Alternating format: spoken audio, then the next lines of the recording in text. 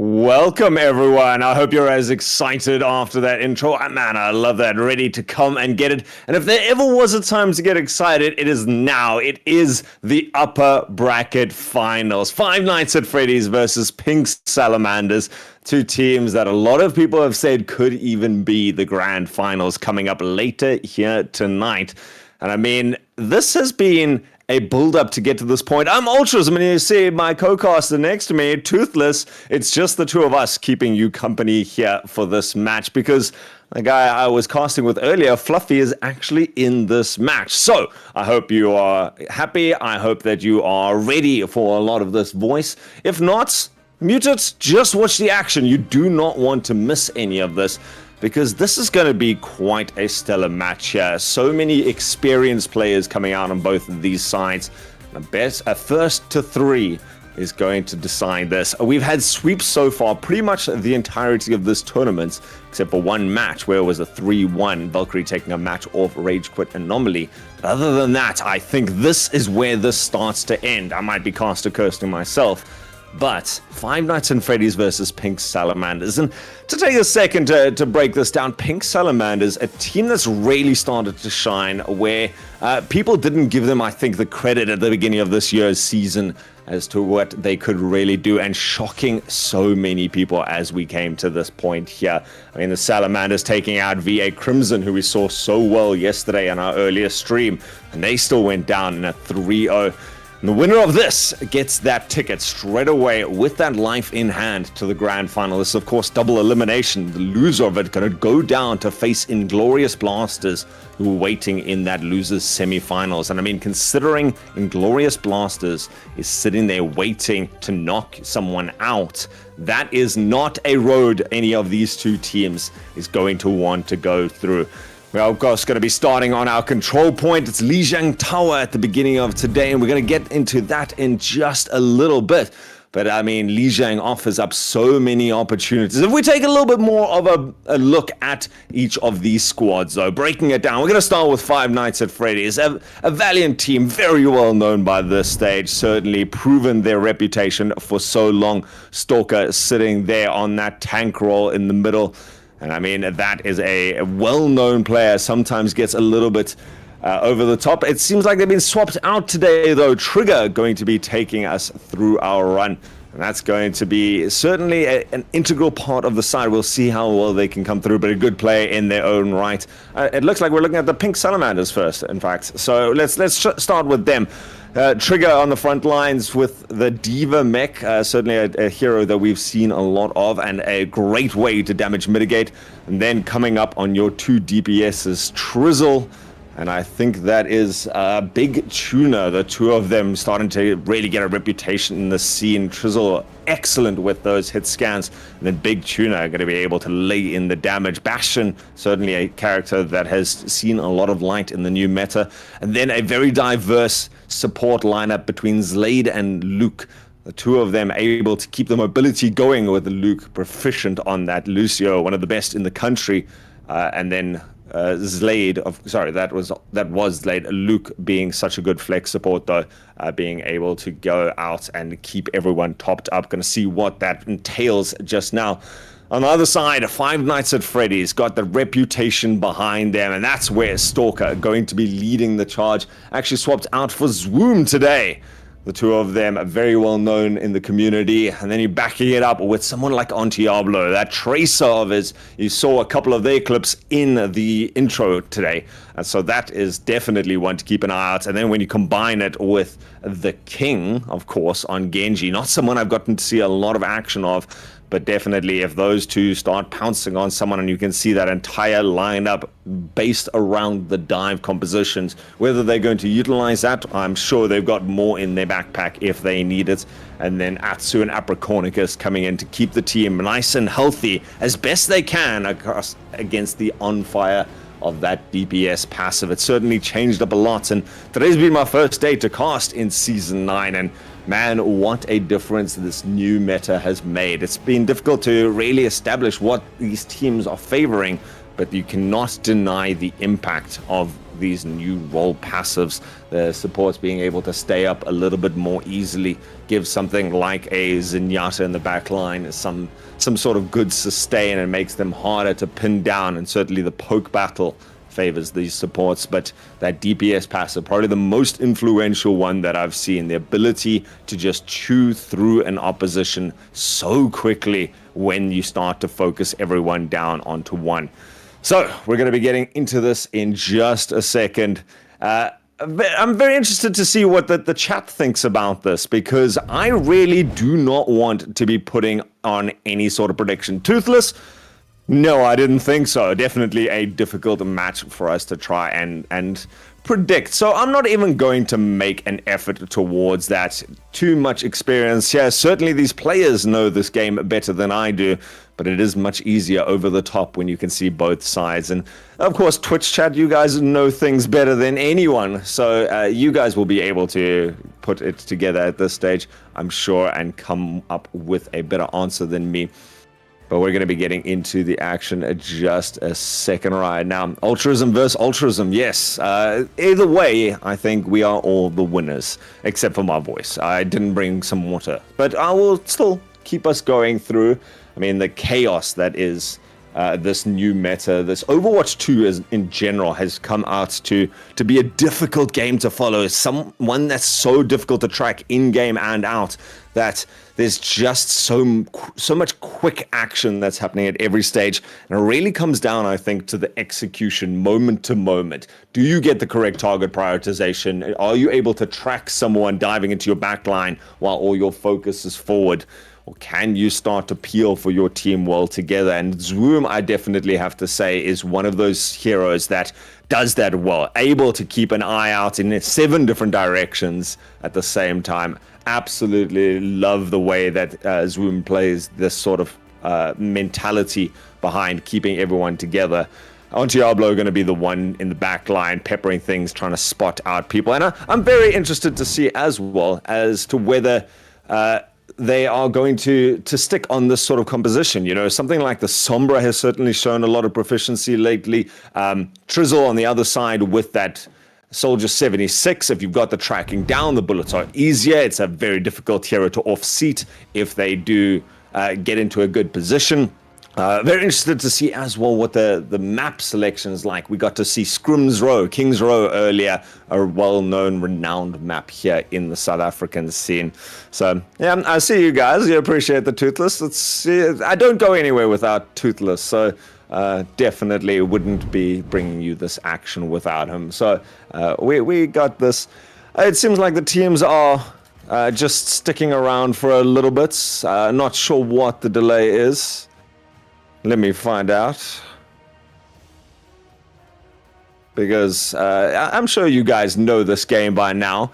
Lijiang. Let's chat about Lijiang for a second, because this is one that we saw earlier, and it was a very clean map that I think it was Crimson, VA Crimson, managed to take on against Rage Quit Odyssey, Ascension, I think it was.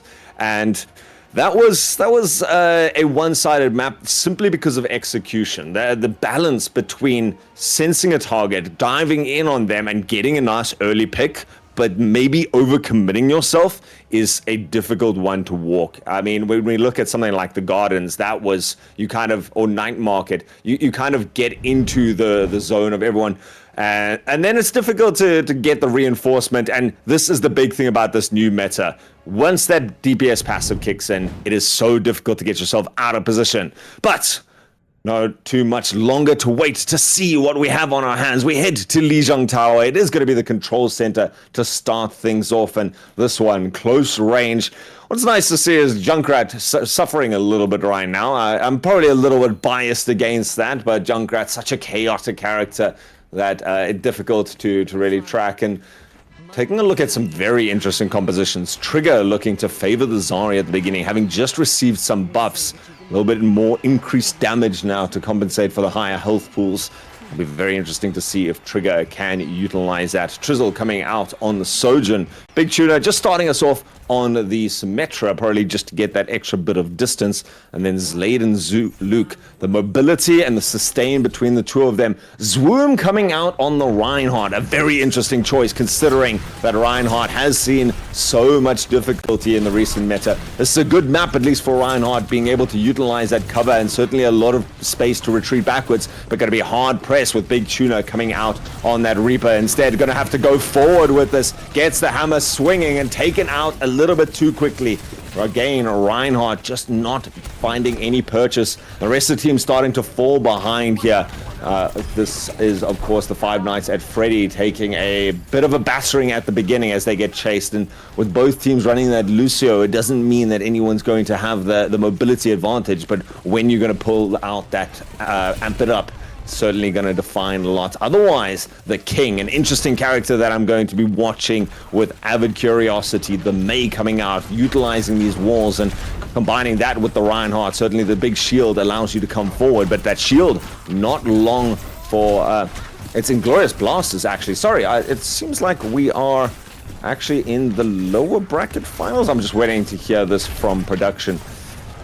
But the charge comes through here as Zwoom taking possession of this point, but the 33% already against them. A great start here from the Pink Salamanders to be able to get it up. It's Zwoom wasting absolutely no time, keeping that shift button held down and getting the positional advantage to allow his team to walk over their opponents.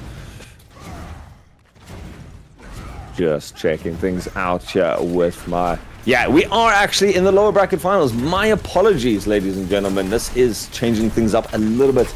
A briefing beforehand, not up to scratch, but an interesting fight nonetheless. Still, these three teams, I would say, are definitely vying it out for the top spots. And who comes out the victor on top of that? Five Nights at Freddy obviously having that extra life behind them. But this one, Inglorious Blasters in red versus the Pink Salamanders, who are currently struggling a lot suddenly. After that early possession of the point, they're suddenly being chased backwards. This is where Reinhardt starts to shine.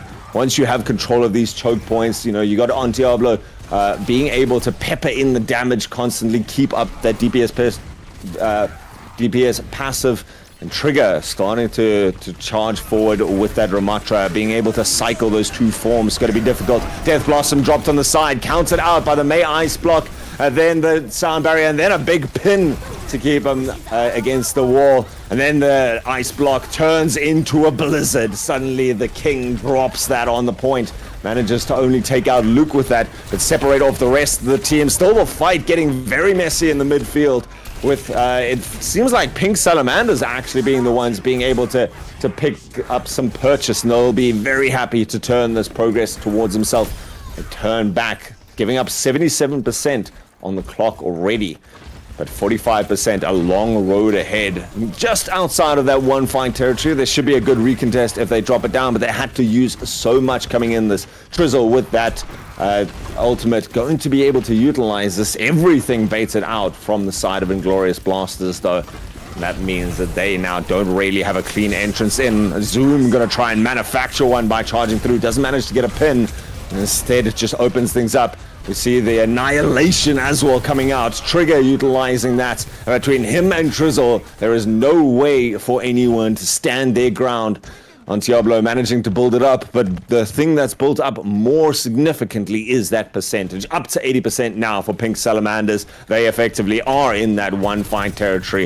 If they can delay it, but delay they will not. Zwoom charging forwards, but being able to offset anyone. Pulse Bomb doesn't manage to find any purchase from Diablo, and instead he's going to pay with his life. Goes down early. That's a lot of the DPS passive. Going to cost them May War out just to buy some sort of space. Big pin comes out there. Unfortunately, the Earth Shatter denied out. Such a big play from Trigger to get that shield down. Not the easiest with a Ramatra. And then followed up with Zlade's... that's a sound barrier, right, at the end of the day. Keeps everyone alive for a while, but only for just. Trading out supports of the two teams. With 99%, this is really the last fight for the Inglorious Blasters, but they seem to be making it work. Death Blossom on the back line. Big Tuna managing to find one, Trigger another. On Diablo eventually going to put Quiet down to the die. And eventually takes out Trigger as well. So, Inglorious Blasters managing to flip it at the final moments after an expensive and drawn-out fight.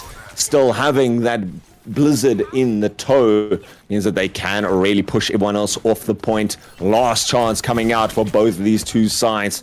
It's going to be up to the pink Salamanders to try and make some entrance. Trigger going to be very close to that ultimate, but whether it's going to be close enough. 96, someone has to touch. Trigger going to be the one to take that on his shoulders and manage to avoid the Blizzard, but the Blizzard doing a great job of separating everyone. Trigger looking quite healthy though and happy in the Nemesis form. He's dropped out of it now and it's created the space that his team needs. Manages to turn around back to overtime, this time in the favor of the pink Salamanders. It ticks down, no one left alive from Inglorious Blasters, and despite their good rally late into the game, it is going to be Salamanders taking round number 1.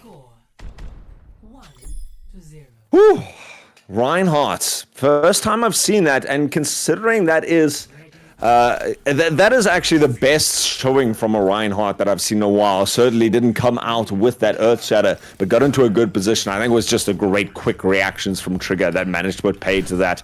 But I gotta respect the pick, and certainly showing that it works. Sometimes it's not about the character, it's about the mentality behind it, and going back to a very old style of play there with the Mei combined and the Lucio to be able to move around, but they didn't manage to isolate off too many targets. I mean, even when they were able to isolate Trigger off, now a big change in compositions, much more mobility coming out as we head here to the gardens.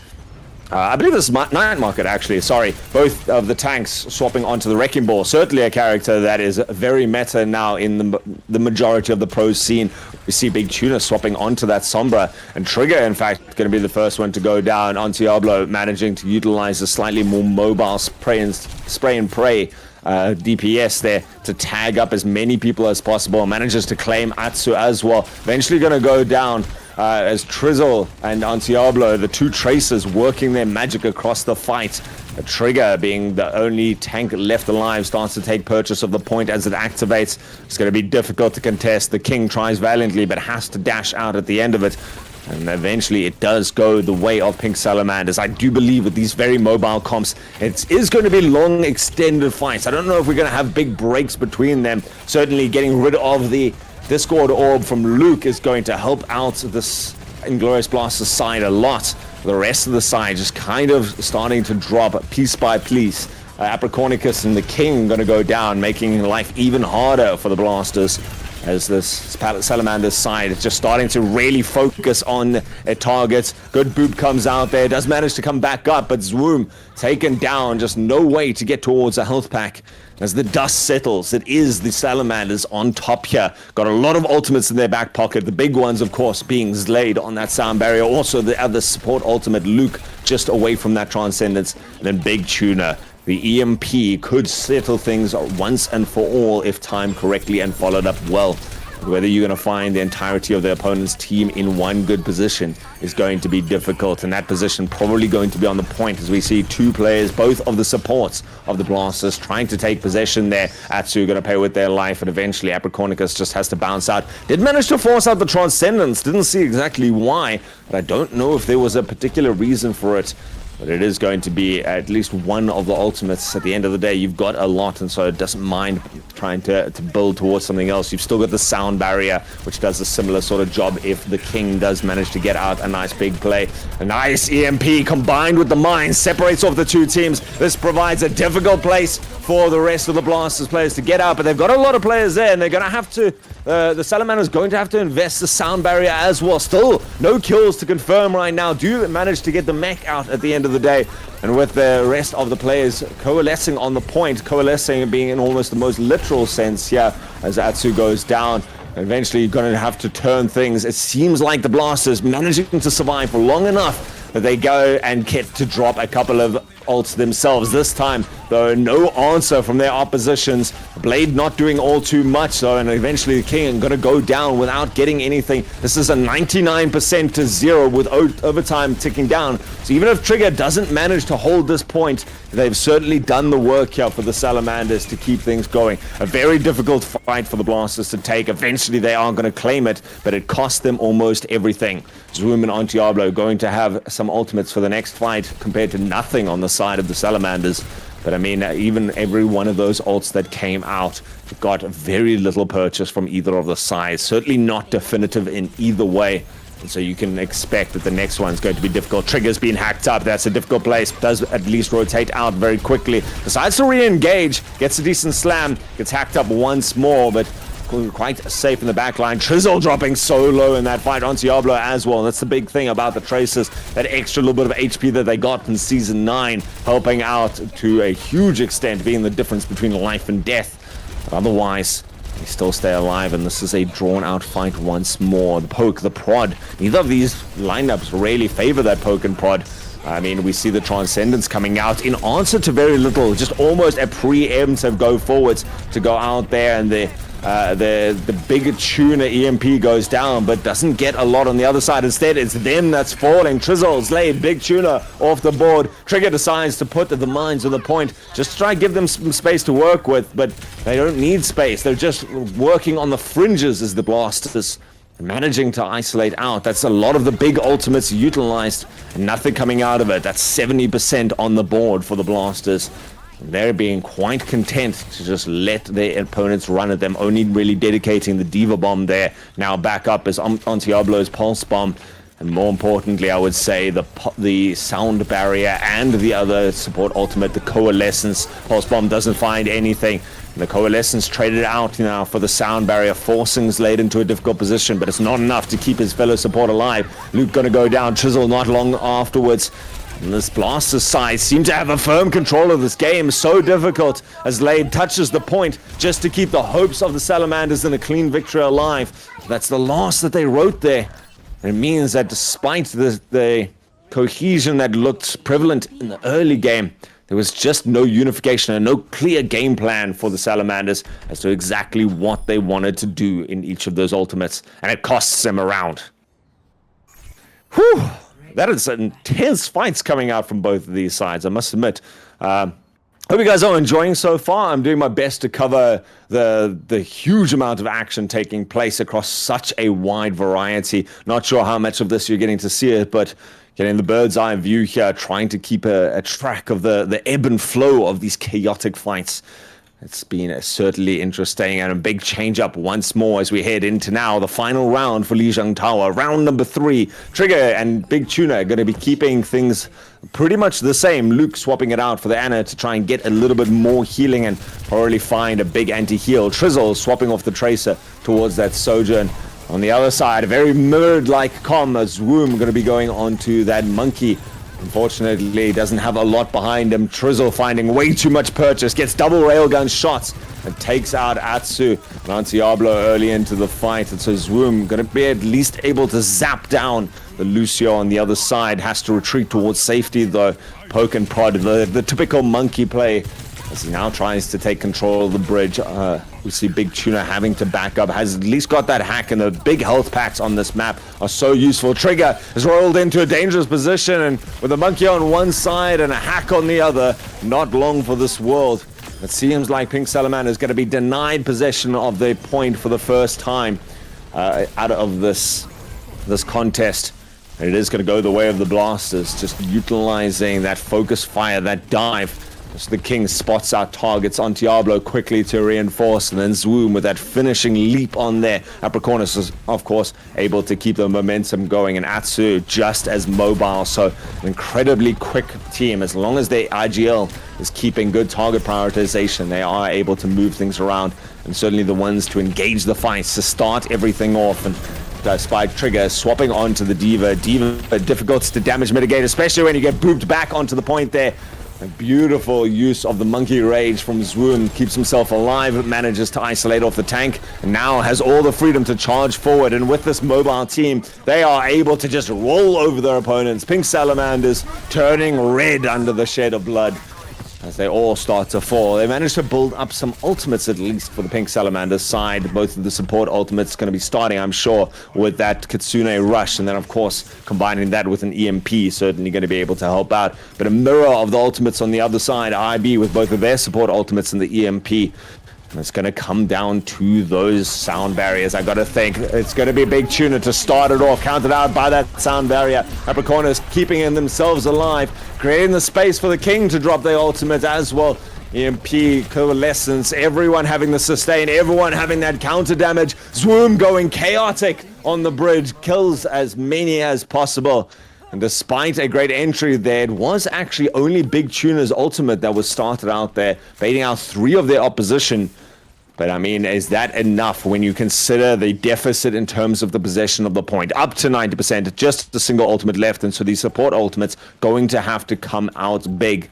Decide to rotate around, take the bridge, walk in there. That's a great position for the Kitsune Rush to come through, and the beats dropped early, but got good flex coming out from the Inglorious Blasters, avoiding most of it. Most, but not all. Both of the sports go down. Zoom gonna fall down just afterwards, and while they may trade out Trizzle, it's not going to be enough to maintain control at this point. Quick execution coming out there. Clear game plan. That's the first time we've seen such a decisive victory so quickly from the Pink Salamanders, and it could not have come at a better time.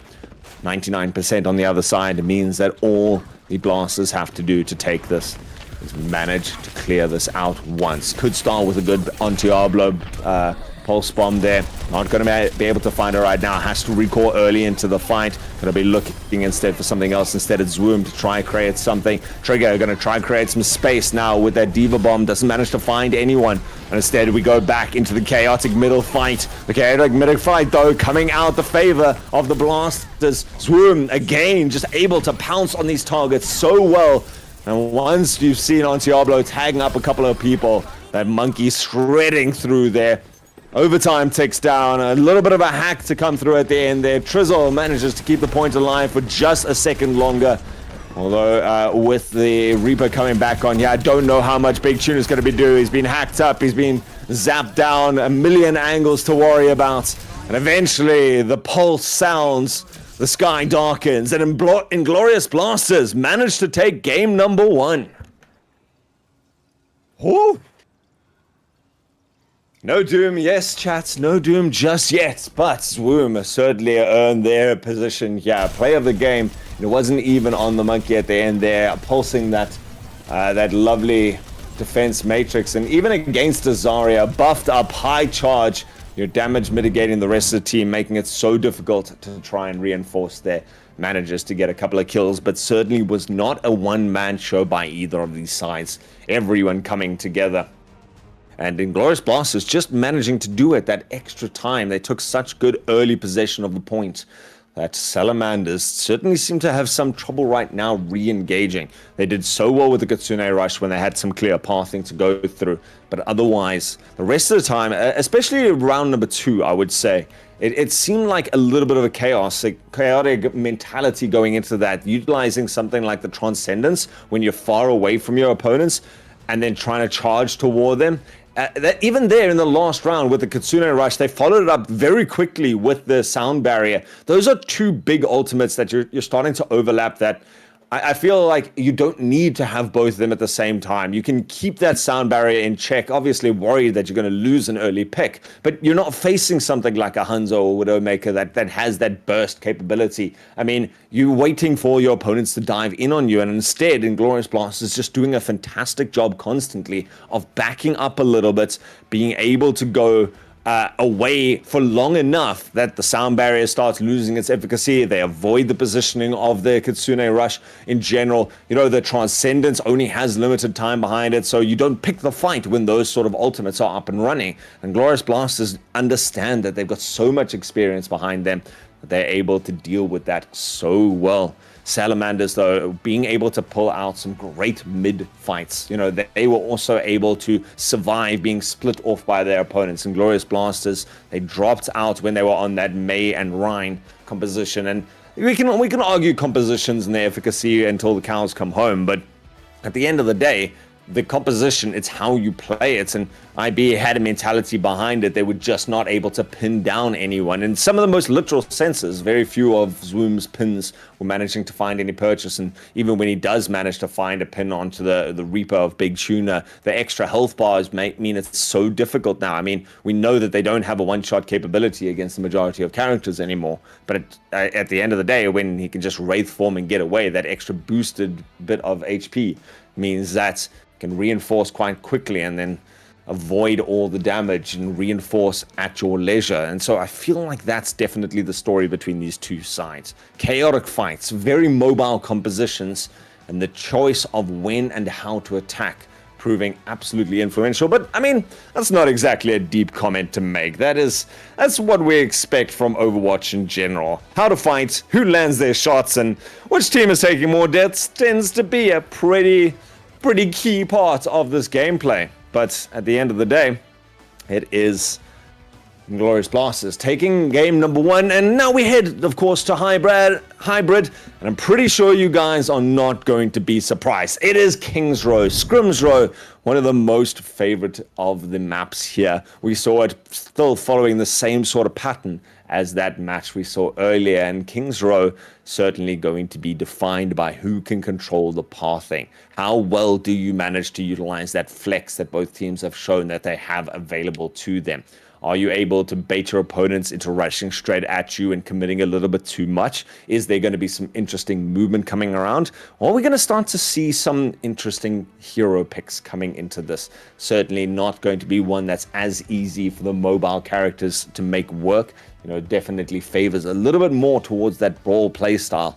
But at the end of the day, whatever you can make work is certainly, in my opinion, the high ground going to be influential. We haven't seen Trizzle really getting to play on that. Soldier 76 did bring out the Sojourn, who can find some great efficacy here on King's Row, sliding between the high grounds and up and down between them. I'm sure the Trigger and Zoom show is going to be an interesting one as the tanks fight for that high ground. Diva, Monkey, both of those going to be quite pivotal here, I'm sure. I doubt we're going to get to see a Reinhardt, despite this being certainly a place we've seen it a lot.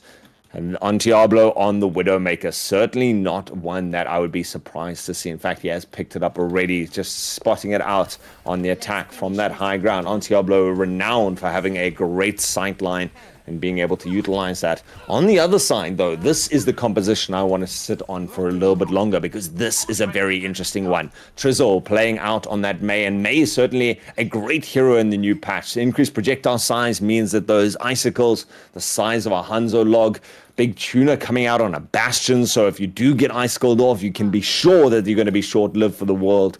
Zlade giving some mobility to make sure that Trizzle and Big Tuna can kind of dictate that front line. Trigger being able to go in, poke, prod, zap down anyone who tries, and a decent attempt from Trizzle to try and start things off, but the wall just a fraction of a second too early there. And Zwim manages to sense it, manages to stay on top of it, and doesn't dedicate too far.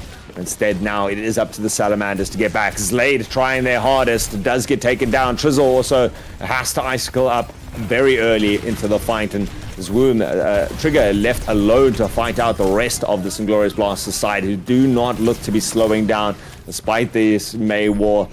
They are taking a run for the hills, certainly freezing up in this situation. Just the execution there on Diablo to keep that damage passive ticking through, and then King coming through on the Hanzo, a great hero this patch to be able to chunk through HP bars, get some nice little picks. The size of the projectiles, of course, proving to be really good, and Storm Arrows bursts through any targets, providing a similar sort of functionality towards Big Tuna, but with that one-shot potential as one. Being able to reinforce over that Mei ward certainly gives a lot more towards it.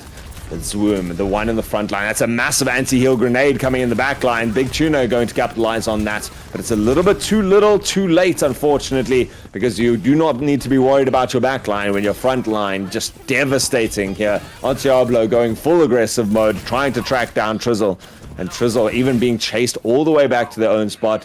On Diablo sticking around, actually puts a pulse bomb on and times it perfectly. That is cheeky, already taking control of this refinery, even though they're still in the streets place. And yet the rest of this Inglorious Blasters side, just happy and content. You've got a full charge Zarya, just baiting people to come in there, launching these grenades coming out there. Managed to get up to 90% on that ultimate, and you can combine that with the Dragon Strike. That is an age-old combo. It's certainly one that will chew through anyone despite the new HP bars. It comes down to the preemptive nature of what the Pink Salamanders can bring to the fore, and they do it. Slade actually picking up a double kill. They came through and they charged down their opposition and took them a lot of their health bars, but they managed to get in and get a decisive blow early on. Now not contesting this, waiting for that anti-heal to go through. Unfortunately, Apricornicus doesn't have a bubble to be able to mitigate that. Swoom did for just the moment, but Swoom left alone, chased down.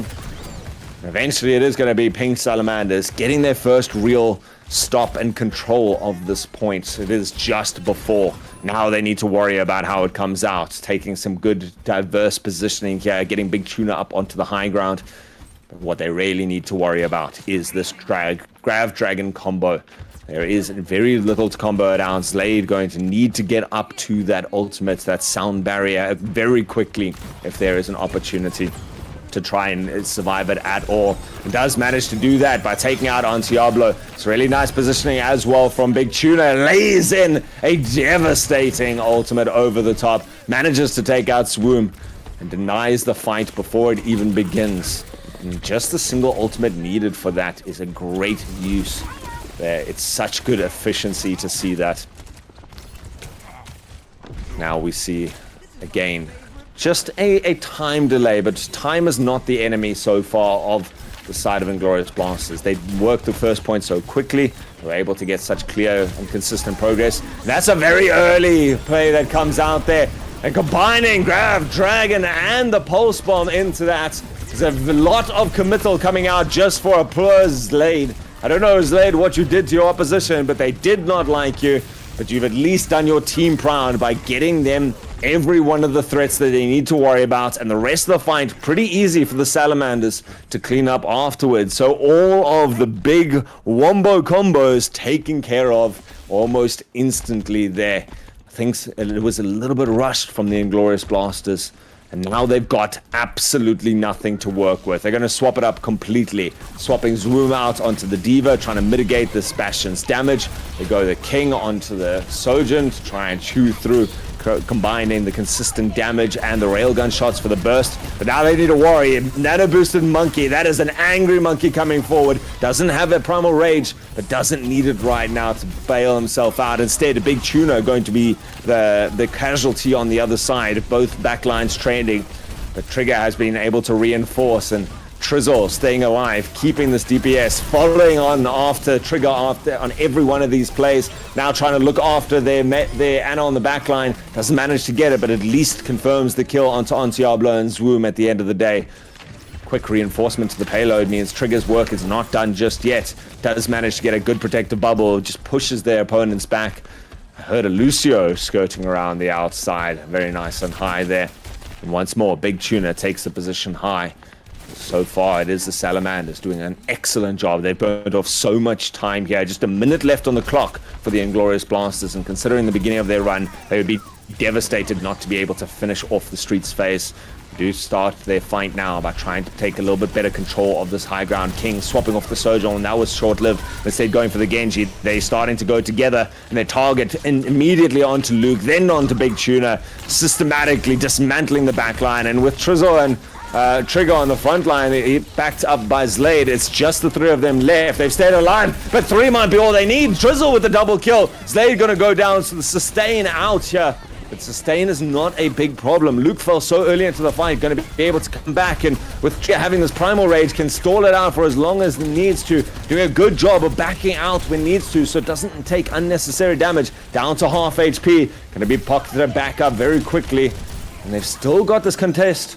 Big anti-heal grenade, and once more it's going to be death from the skies. Big Tuna throwing damage down there. Doesn't manage to get anything out of it, but instead an immobile target, an easy one for Diablo to take out with that pulse bomb. King gonna create a second opportunity, make that a third. Slade and Trigger goes down, and that's the devastating front line taken care of, and opens everything up. Even though it's an overtime, eventually Inglorious Blasters going to take possession. Whew! This is getting fun. I haven't done a solo cast in a while, so I hope you guys are enjoying this, but whoa, the action comes out here, and the fight's dragging on for so long between these two teams. The ultimate's being dropped out there. Apricornicus, the one to note with that sound barrier. The King also the one to watch. Between that and Zoom self-destruct, they could clear some space and then follow it up, pin everyone into a corner, and then between a blade and a bomb is not the place you want to be. Apricornicus starts the fight off with an early sound barrier versus the jumping nanoed monkey. King in the climb though, that's the blade we wanted to see. That's the blade that's proving to be everything that the Inglorious Blasters need, and despite their name, don't need to fire some shots when you've got a slice and dice chef in the back line. It is the King coming out there doing their best Gordon Ramsay impression. And Slade falling at the end of it as well. Sticking a pulse bomb on Diablo. That's just showing off now. Managing to find it onto a Lucio. But a trickle fight coming out there. But the trickle fight starting to find some purchase. Trigger wasting no time getting into the back line. Taking care of everyone there. And eventually it seems Inglorious Blasters, considering their long delay on that second point, they're gonna not be able to come back in on Diablo, desperately trying to get back to the point, but held just shy. Salamanders complete this with just 2 points against them. Score 0-2. Switching. Woo. Okay. So this opens up a big opportunity. Inglorious Blasters, they took that first point so quickly. I thought that they had given themselves everything that they needed. They looked so good on the back of the King's Blade, but unfortunately, just with that very close spawn point, the trickle was not dealt with fast enough, and the side jumping together, and when you see this pink salamander side starting to link up, they just look too good. Trizzle and Trigger and Slade, those three, that trio of triumph on the front lines, managing to just isolate targets. The calls are so clear. We're not in the comms with them, but you can hear it even from here. It's a great way to play, and it's certainly an efficacious one when you start to see how well they're able to systematically just remove targets from the back line. I feel sorry for Atsu and Apricornicus on the back lines there. How do you avoid it when they go through? But I mean, that is just the idea, right? Is Woom trying their best with Diablo on the counter. Luke certainly has paid the price a couple of times. But Big Tuna certainly not finding as much freedom as they want to make Bastion shine. Ultimates have certainly paid off dividends in this matchup. Now, keeping a very similar lineup, Trizzle just swapping to the Mei instead of the Tracer. It's a very interesting play style there. Obviously, Tracer not very good at contesting the high grounds here. The Mei does have the ability to wall up to those points, but it's going to be a concerted and cohesive effort coming in there straight away onto the point, making their opponents come to them, following up a massive anti-heal grenade onto the high ground there. Trizzle taking control of that, or at least trying to.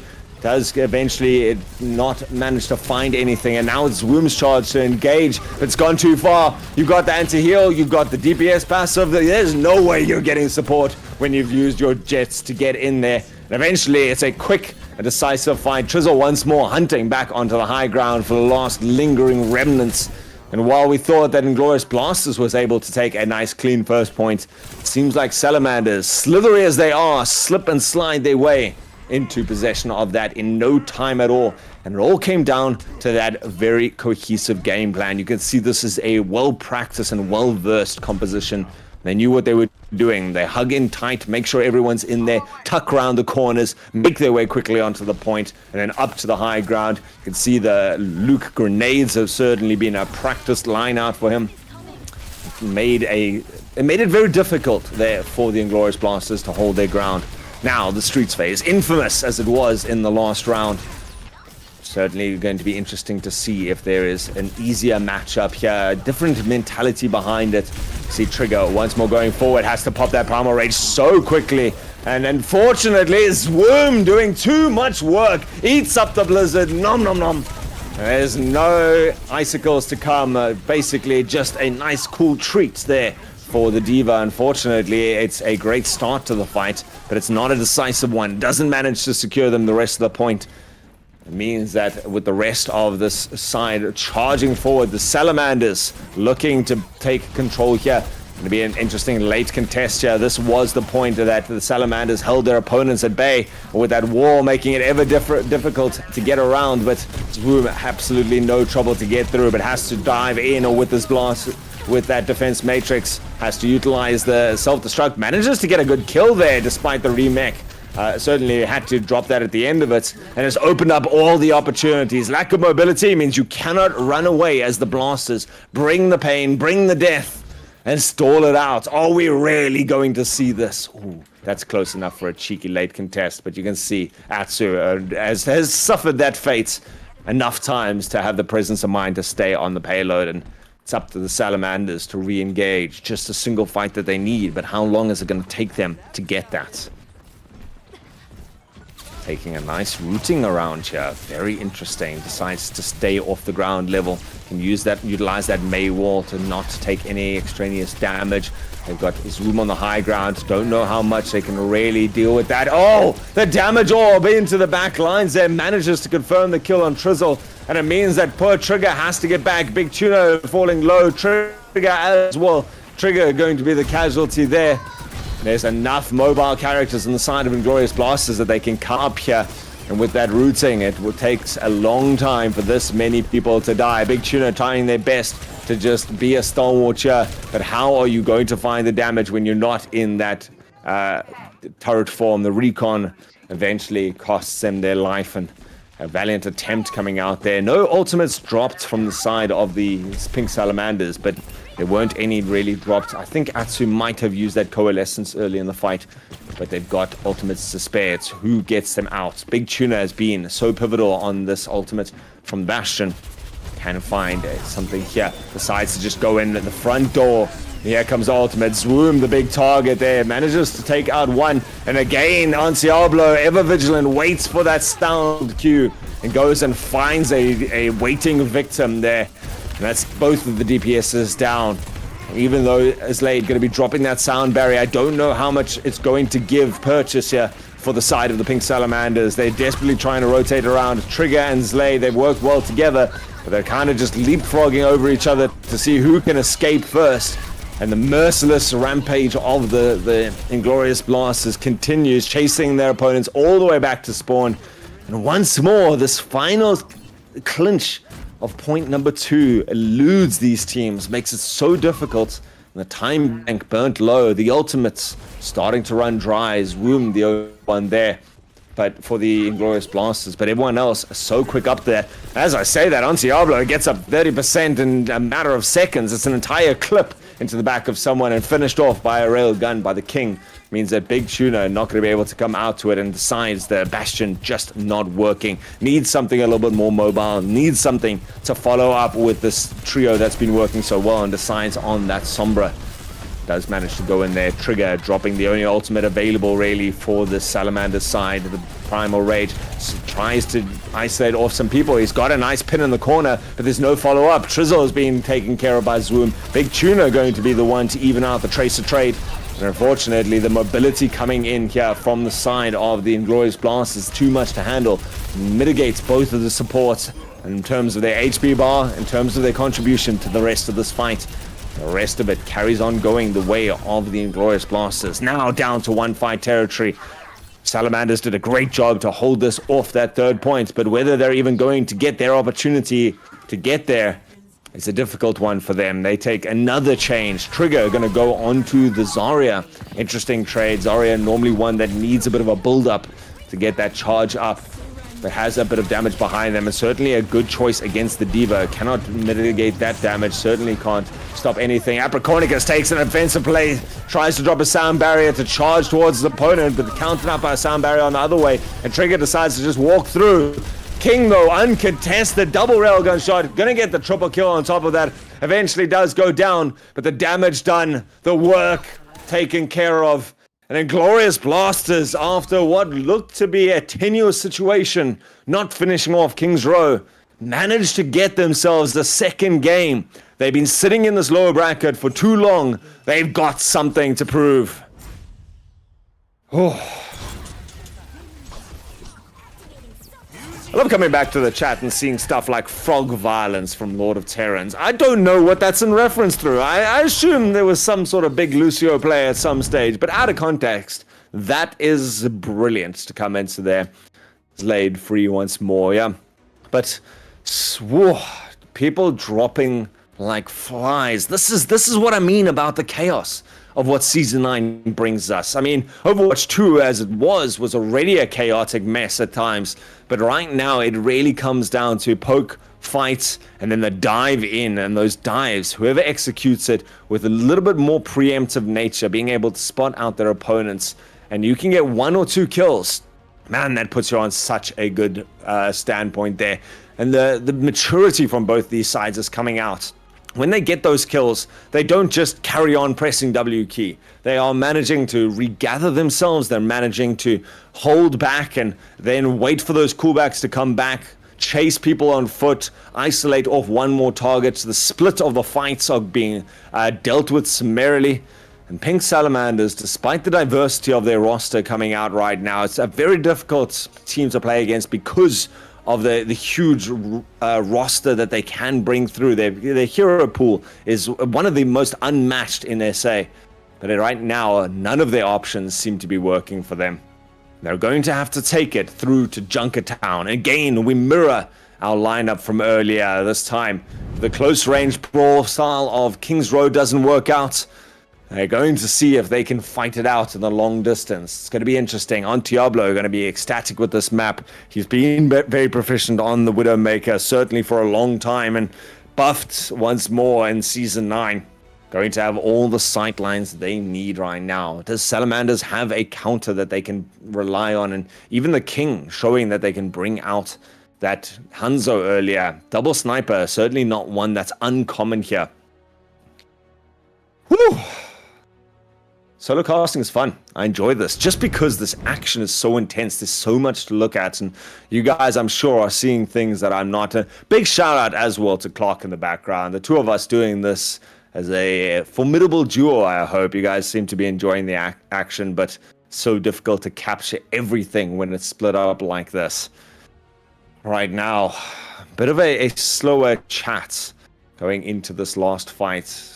For the Salamanders swapping things together, because you can imagine Salamanders has done so much work. They've come up, they've certainly surprised people before. They were there in that upper bracket finals, and they fell to the Five Nights at Freddy's, but to get all the way to that upper bracket finals, it would be heartbreaking for them to drop down. And that work comes with clear game plans. We saw it there at the beginning of King's Row. They have ideas, they know how they want to approach it. Even the pathing on second point to take the high ground that long way through, utilizing the May wall to stop any sort of pick opportunities for their opponents. They've got very clear ideas. It's just the chaos of as things happen, as the two match against each other. There's an old adage that comes from Sun Tzu, or one of those brilliant strategists. It's, all your best laid plans mean absolutely nothing when the battle begins, because things just go haywire, to use a good old boomer term there. But Junkertown, certainly one that has the potential for slightly slower placed gameplays, certainly more poke-based comms. We've seen a lot of Sigma here. Sigma, in my opinion, one of the best tanks in the current meta, able to mitigate damage so well. Both using the grasp and the shield provides opportunities and places for your snipers to poke out of. And Sniper going to be the name of the game here, it seems, for the Pink Salamanders. Nyan and Trizzle both picking up those one-shot capabilities. Even Zlade and Metal Snow going to be being able to bring this thing in. Metal Snow, a nice introduction into the side here, hasn't been showing anyone in. I mean, this is something else we haven't talked about this Salamanders side. They have so many people on their roster, each of them with their own specialities, that they can swap people in and out. But whether Metal Snow can make the difference now is going to be an interesting one. Certainly Zenyatta, a great one with these long sight lines and that damage you can utilize. On the other side, though, this Inglorious Blaster side wants absolutely nothing to do with the sniper fight. They're going mobility on every one of their characters. Diablo, the King. The King's going to be the one to watch here, I believe, as the Sombra are trying to find some sort of purchase there. And then signal it to the sides. Woom gonna have to get some rollouts right. Gets chewed down the side there, finding some purchase. The Widow being the one to be credited with the kill. And this is the big thing now. Trigger taking up that position. But eventually the Sniper, you go looking down scopes for too long, and there's going to be a pop out of stealth in the back line. Thankfully, there's still all the sustain the team needs, and Nyan going to be able to put in more consistent damage, but not long live for the world. Again, the dive just proving too much for the Salamander side to deal with. They are able to just rotate so well together. The calls are so clear about who they want to isolate. There's no real target. There's no real sight line that you can try and control here. You can see immediately the counter comes out there. So the entire roster swapped around. Trizzle going to be going for the Torbjorn. Those Cheetos now even bigger and more deadly towards any of these small mobile characters. So King and Antiablo are going to be difficult. And then, of course, getting that turret online means that you've got a little bit of a reinforcement. Here we get to see the fight erupting in the newly renovated. I say renovated, but I mean, that house looks like it has seen better days. Love to see it, but certainly opening up some more opportunities to play around. And it is the Salamanders managing to come back in here. There's the Trizzle headshot with the Cheeto that I was talking about earlier. But I mean, that is a great recontest coming out from the Salamanders. They've identified what their weakness was. They just realized that they cannot run that same composition. They come back in as a unit. They managed to stabilize things before first point is lost. Ultimate still in the favor, though, of their opposition. Inglorious Blasters. I don't know how much you can utilize these mines. Just opens up a path or an area in front of the payload for them to push through, but there's no need for the Salamanders to take a fight in that position, and instead they're going to have to rely on the Coalescence. Coalescence gets one, and gets two, in fact. Zwoom does manage to pick out Nyan, losing track of his blinks and getting taken out by the mines. So even though stalled for just a second, it is going to be the Blasters picking up point number 1. When we saw this between Rage Quit Anomaly earlier and the VA side, this is an interesting and a very similar story. It has almost been mirrored the entire way through, but this bridge in the center of point number 2, where everything changed. As we say that, EMP on the back line, and they're trying to find something, but Zwoom not able to find too much there. In fact, actually finds enough. It is Metal Snow and Nyan being taken down there. Just nothing that they can do, even though both of those characters very mobile. Nyan and on the Tracer and Metal Snow on the Kiriko. When you've been EMP'd up, you are very small, very squishy, very dead to a large wrecking ball on your face.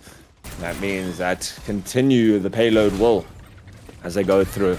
Contest comes back in from Nyan, manages to get a great stick on Apricornicus.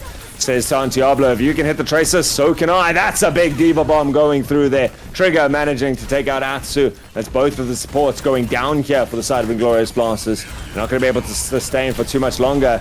The Mine does manage to take out Zlade on the other side, though. So sustain going to be difficult for both these sides. As Zwoom keeping contest there. Ooh, Nyan very quick, very close to taking a death to one of those mines. And they're staying close enough. Crowd, Twitch chat, you'll be happy. We have a Doomfist on the field. Trigger going to be going there. Again, mobility. Both these sides just showing that they want to control the meta right now. Control the entirety of the area as much as their opponents. Avoid fights when they need to. Take fights and capitalize on any weaknesses that they spot out. You can hear, I'm sure, with the communication. This is cheeky. There goes the hack straight away, followed up quickly by the mobility, but countered out by ultimate. Zlade with a very fast reaction to get that sound barrier down, keeps everyone on his side alive, and the payload untouchable here by the Trizzle goo.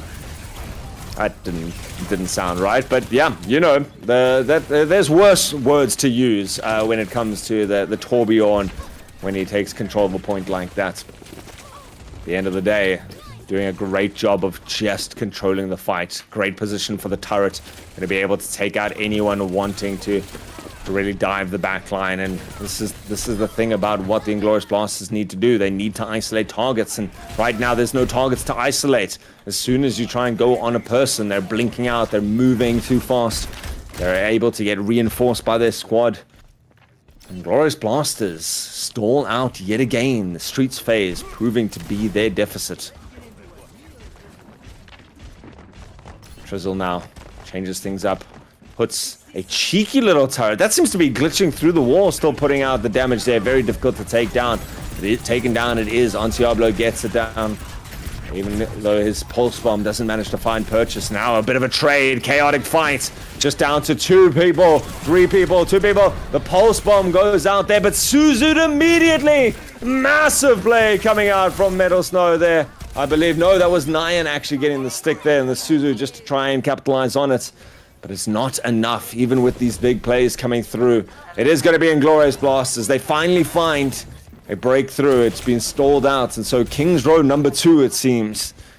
Will they face a stalled out third push once more? Or are they going to be able to find it? Yeah, it makes it difficult again. Diablo going to have to use some wise positioning. AMP dropped early into the fight. The mines as well to cut off any sort of retreat, but retreat is not an option here for Metal Snow and Trizzle. They've been isolated. They've been taken out. Again, Diablo and Swoom working wonders together, and unfortunately for Trizzle, that big hitbox too easy for these two characters to try and chew through. Trigger getting hacked up on the point means that cannot get back. And while he stalls it out for just a second, that's another lot of ult charge being fed towards the opposition, meaning both of the supports here for the Inglorious Blasters up. Diablo once more straight away back up to these pulse bombs, just doing so much work there. Gets taken down though, kunai to the face. It is an unfitting end for such a mobile character, but it is a common one. It means that it's a difficult position for the Inglorious Blasters. 45 seconds means they do have a fight, but they cannot afford to be staggered out late into this fight, and that's exactly what the Pink Salamanders want to do right now. Pushing aggressively, don't manage to take out anyone, and instead Trigger on the Diva now tries to take control of the high ground, getting chewed down low. Does at least manage to get back to the team. Coalescence to start the fight. Kitsune Rush dropped as was the beat here from the Salamanders, and countered by a fellow sound barrier from the side of Inglorious Blasters. So every one of the supports engaging the fight to start it off, and it means that they cancel each other out effectively. Zlayed the only casualty, just a little bit too far forward. Trizzle trying to put in some damage. Nyan looking for the pulse bomb in the back. Trizzle getting the one kill, gets a second one, in fact. Turret credit with that one. But the vast majority of the kills going the way of Inglorious Blasters. They've just got a big juicy tourbillon to chew through. And Zlayed, who died early in the last fight, taken down by a rocketing ball of fire and metal to the face. Can anyone contest this now? It is overtime. And so it's at least going to be happy with that. Yeah, 0.1 meters, in fact. It's stalled out just in front there. They got the Diva Bomb, which is going to allow Trigger. But unfortunately, taken out as the baby Diva. Didn't get the position. And with Trizzle trying to coat the ground in lava, it still wasn't enough. Inglorious Blasted in overtime managed to get that 3 points.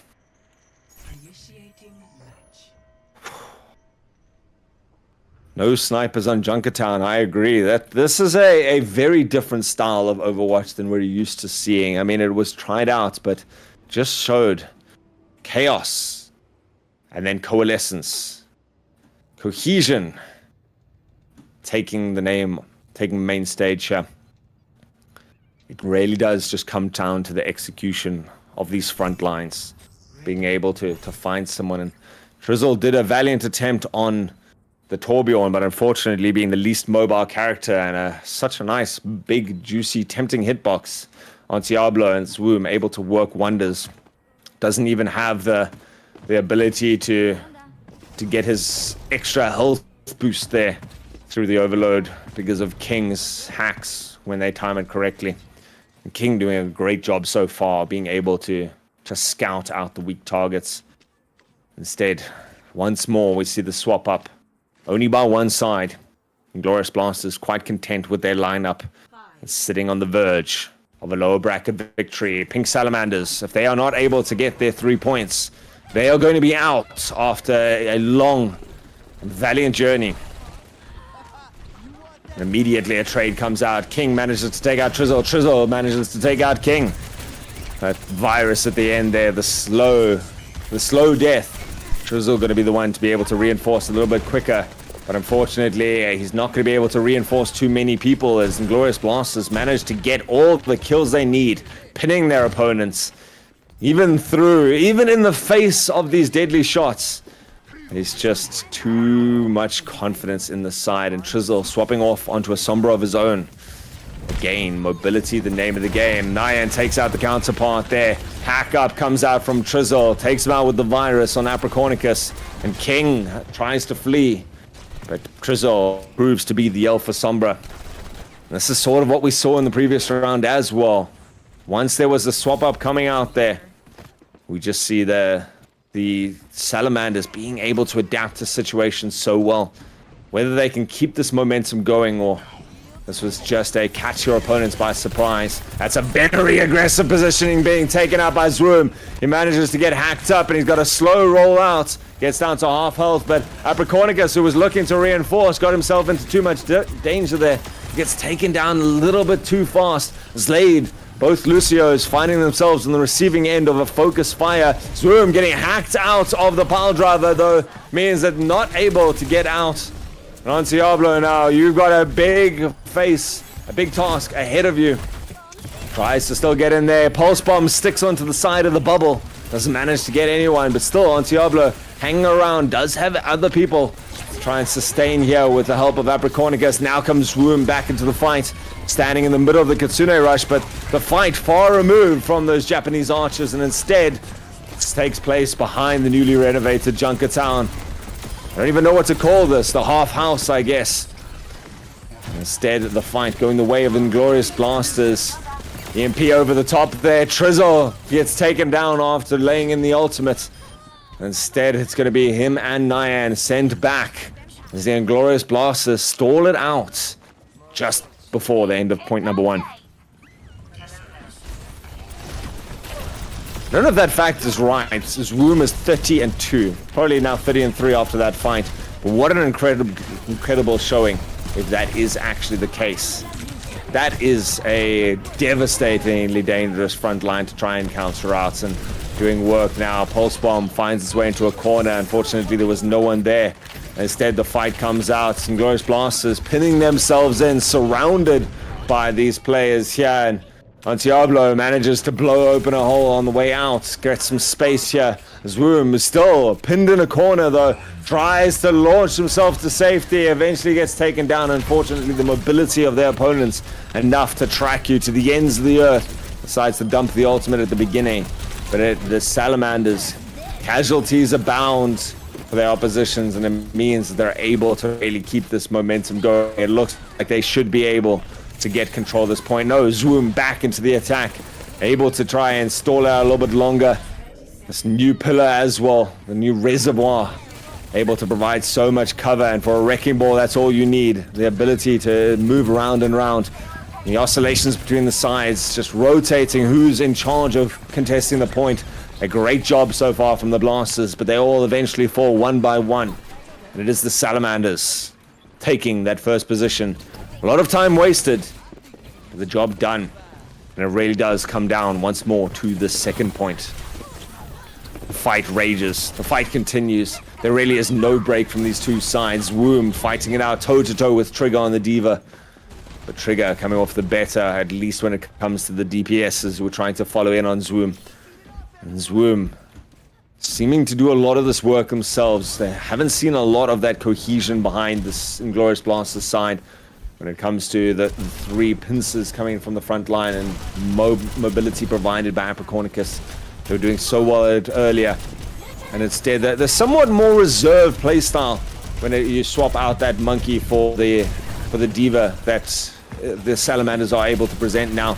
They're certainly doing well. I like the counter that it gives them. They're able to dive in and still burst in damage against anyone that they find, but they can at least mitigate the damage when it comes out to try and counter it. But damage mitigation, not one that's proving to be efficacious in this fight, as Atsu and Diablo and of course Zwoom find themselves isolating targets one by one, hammering them down.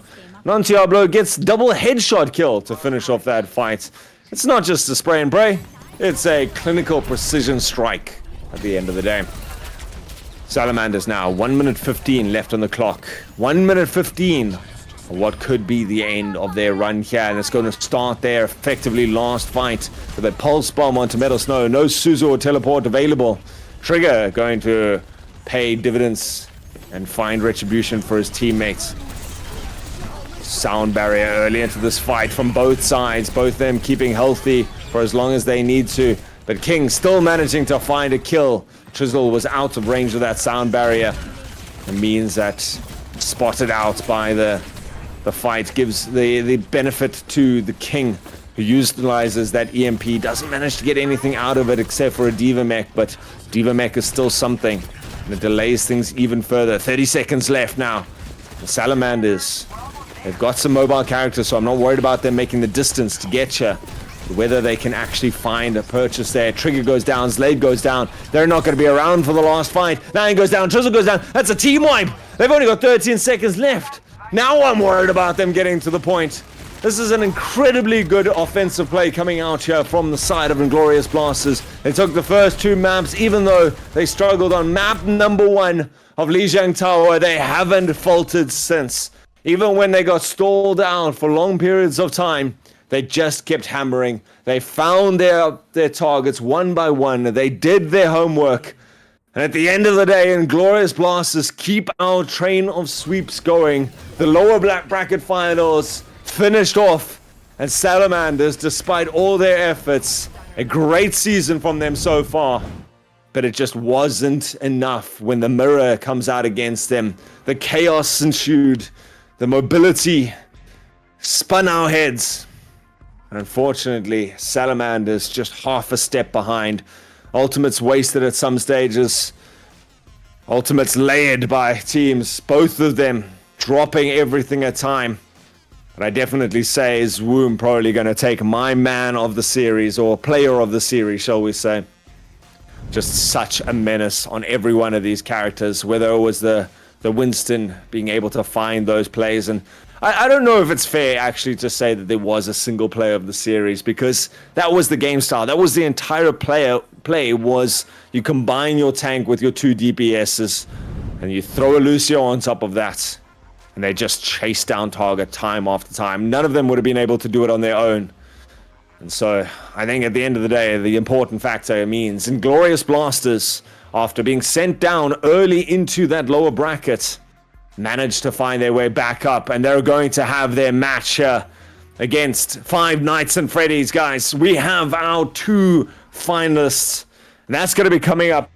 It wasn't a long match, only the 3, and so we're going to have a bit of a break as we go to that 8 o'clock match. I hope you've been enjoying it. Myself, Toothless. Yep, Toothless is happy. Certainly a big smile on his face. Thanks for the help, Toothless. I appreciate it. It got hairy at times, but whew, what a game that we got to see there. I hope you guys have enjoyed this entire weekend of Overwatch. It's so nice to be back in the casters booth. I'm sure I'll do more of it as the season continues. But for myself, Ultraism, and also my co-caster, Ultraism, that's been it. I will see you in the grand finals.